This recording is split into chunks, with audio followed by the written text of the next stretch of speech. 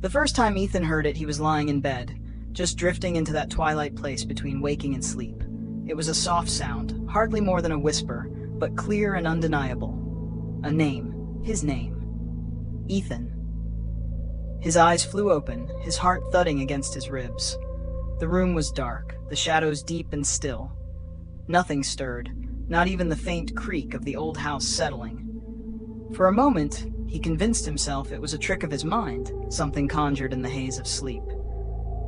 But then it came again, just a breath, barely louder than the rustle of fabric. Ethan. He sat up, his hand instinctively gripping the edge of the blanket. The whisper felt wrong. It wasn't just the sound of his name that unnerved him. It was the familiarity of the voice. He knew it, and yet he didn't. The cadence was that of someone who had said his name 1,000 times before. But who? For a few minutes, he sat there in the dark, listening. Nothing came, only the wind outside and the faint hum of the refrigerator in the kitchen below. After a long while, he finally lay back down, trying to shake the unease that settled over him. It was just his mind playing tricks, surely. But as the days passed, the whisper returned. Always the same. His name, in that same intimate tone, spoken with a familiarity that made his skin crawl. It wasn't until the second week that he heard something more. Ethan. We're waiting. This time, he froze completely. We're? Who was we? He got out of bed, pacing his small apartment, looking for any sign of disturbance, of someone hiding in the shadows. Nothing, just the cold quiet of the night pressing in around him. Ethan confided in his friend Laura about the voice. She was skeptical at first, laughing it off as a sleep issue. Maybe it's a lucid dream, she suggested over coffee. You're hearing things between sleep and wakefulness. It happens. Ethan wasn't convinced, but he nodded along. That night, he waited. He stayed awake, sitting upright in bed, ears tuned to the silence. Nothing. Only when he began to relax and close his eyes did it return, and this time it was louder, more urgent. Come to us, Ethan. His heart raced. He scrambled to his feet, breathing heavily as he flicked on every light in his apartment. The voice followed him, but it wasn't just in the bedroom anymore. It was everywhere. He heard it from the walls, the ceiling, the floor, but no one was there.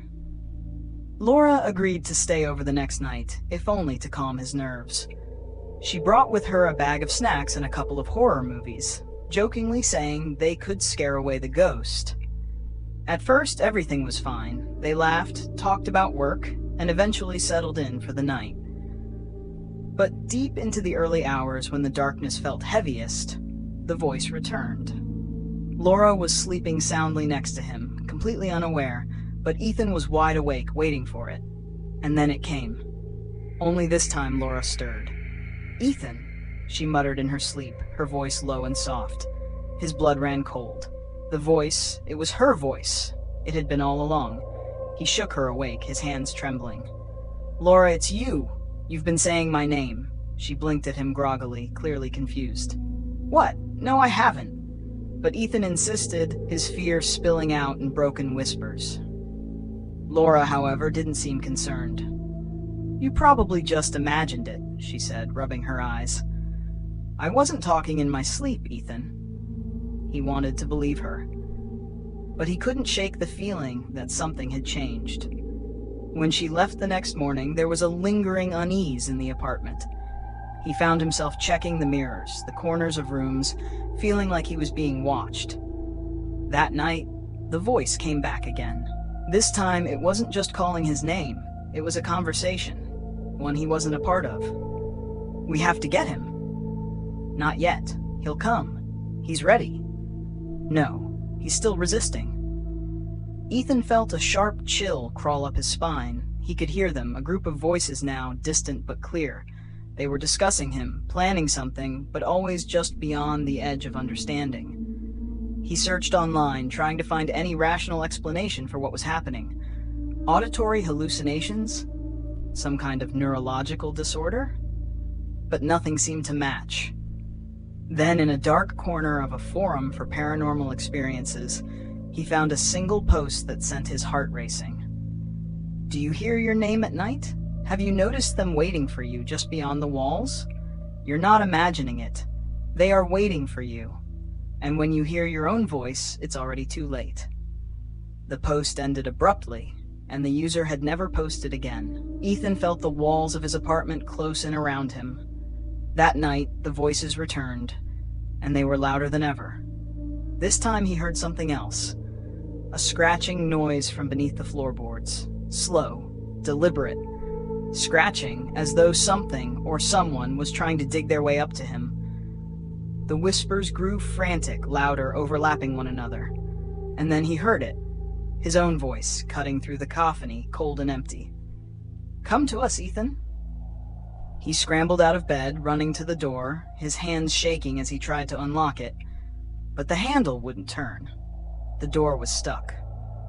The voices were everywhere now, coming from the walls, from beneath the floor, from inside his own head. They weren't asking anymore. They were pulling.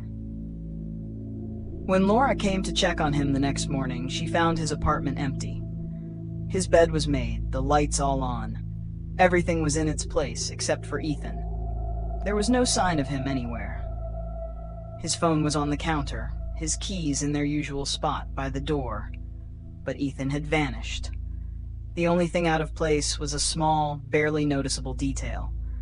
The floorboards beneath his bed were splintered, as if something had been pried up from underneath. No one ever heard from Ethan again. But if you listen closely, sometimes, just as the night deepens and the world goes quiet, you might hear a soft whisper, faint but unmistakable, like a name spoken just for you.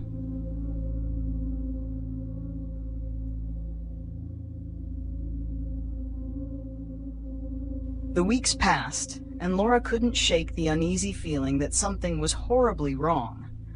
Ethan's disappearance was inexplicable.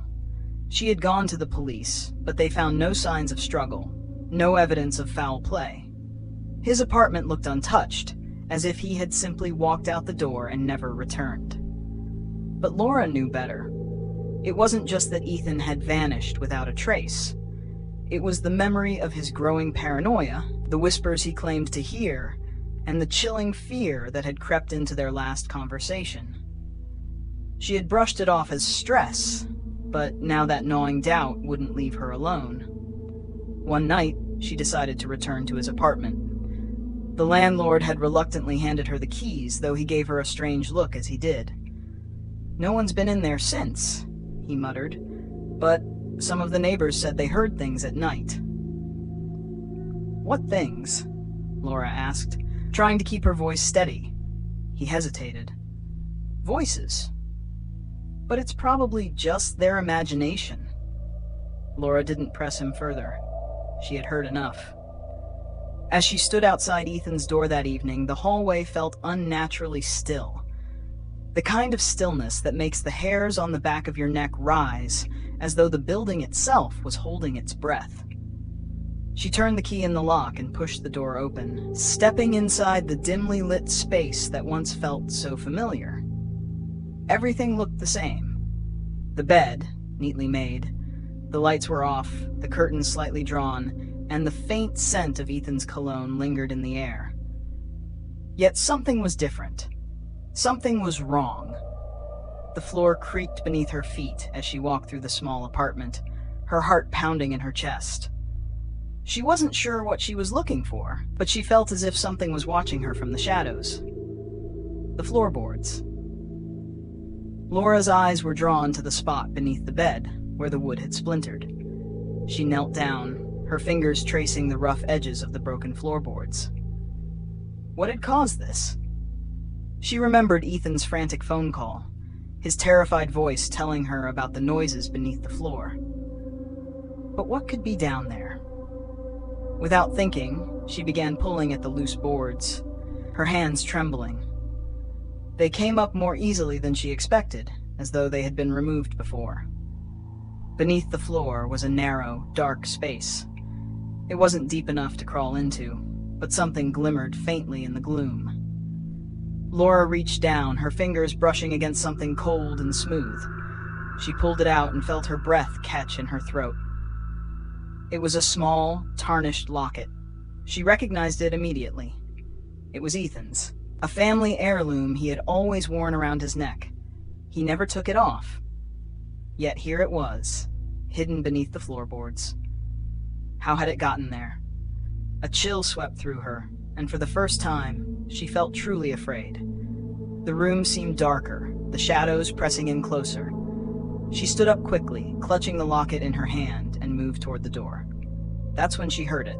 Laura! It was barely a whisper, but unmistakable. She froze, her heart pounding in her ears. The voice wasn't coming from outside the door. It was inside the room, right behind her.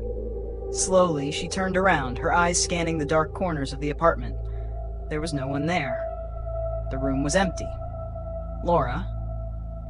This time the voice was clearer, closer. Her breath caught in her throat. It wasn't Ethan's voice, it was hers. Her own voice, calling out from the shadows, mocking her. She backed up, stumbling against the door, her hands fumbling for the handle. But the door wouldn't open. It was stuck, just as Ethan had described. Panic surged through her as she pulled and tugged at it, but the door remained firmly shut. Then the scratching started. It was coming from the floor, just like Ethan had said. A soft, deliberate scratching, like fingernails dragging across wood. Laura's heart raced as she looked down at the floorboards she had just pried open. The sound was coming from directly beneath her, growing louder and more insistent. And then she heard the voices. Their voices. A cacophony of whispers, overlapping, blending together, all speaking her name. Laura, we're waiting. Her blood ran cold. It was the same phrase Ethan had heard, the same voices that had driven him to madness. She backed away from the floor, her hands trembling, her mind racing. She had to get out. She had to. Suddenly, the floor beneath her feet gave way, and she felt herself falling. Not far, just a few feet. But the sensation was jarring. She hit the ground hard, the breath knocked out of her as she landed in a dark, cold space beneath the floorboards. The voices were all around her now, surrounding her, filling her mind with their twisted whispers. The space was too tight to move, too dark to see. She could feel something, or someone, close by, pressing in from all sides. "Laura, come to us," she screamed, thrashing against the walls of the crawl space, but the darkness was unrelenting, smothering. The voices grew louder, more insistent. And then, through the blackness, she saw them. Eyes. Hundreds of them, gleaming in the dark, watching her. And in the center of them all was Ethan. But it wasn't Ethan, not anymore. His eyes were hollow, his face twisted in a grotesque parody of the friend she once knew. He reached out toward her, his mouth moving, but the words that came out were not his own. "You can't escape. You never could." Laura tried to scream again, but no sound came. The darkness closed in around her, the whispers consuming her, pulling her deeper into the void beneath the floor. And then, silence. Days later, the landlord noticed that Laura hadn't returned the keys. Concerned, he entered the apartment to check on her. The place was just as he had left it, quiet, untouched, as though no one had been there. But there was one thing he hadn't noticed before. The floorboards beneath the bed had been pried up again, and this time they were cracked wide open, as if something or someone had crawled out from below. And though he never said anything, the landlord couldn't ignore the faint whispers that followed him as he locked the door and walked away.